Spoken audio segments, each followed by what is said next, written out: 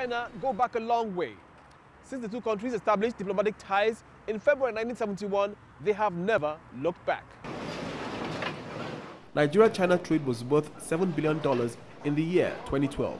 By the time President Jonathan discusses funding of Nigerian projects by China's Export-Import Bank, the value of that investment portfolio could rise. The loans we're getting from China is the best out of the whole pack we've given so far. And we've analyzed it, we've diagnosed it holistically. One is the fact that it is a very, very inexpensive facility. It's 2% interest rate. It runs for 22 years. You can't get better than that. Nigeria is the most populous nation in Africa and needs $15 billion annually to fund its infrastructure deficit. China knows this and is ready to bridge the gap.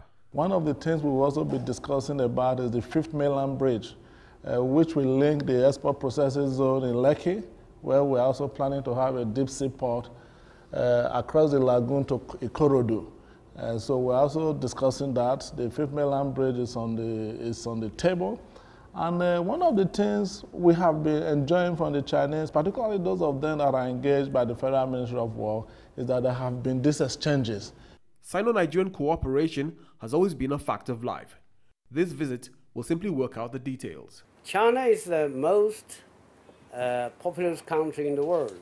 Nigeria is the most populous country in Africa. Both of us, we have great potentials.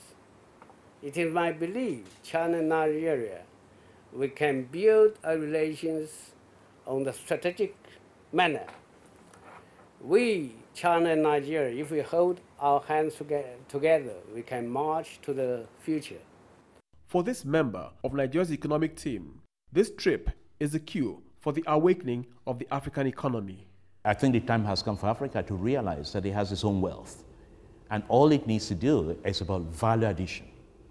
And in order to create value addition, you need to reduce the infrastructure deficit. So we are looking for investments and partnership, economic partnership, in the area of investment in the infrastructure deficit. So we're talking about rail, roads, ports. It is time for the two most populous nations of Africa and Asia to form enduring and mutually beneficial economic synergies. Chima, Nwankwo, CCTV, Abuja.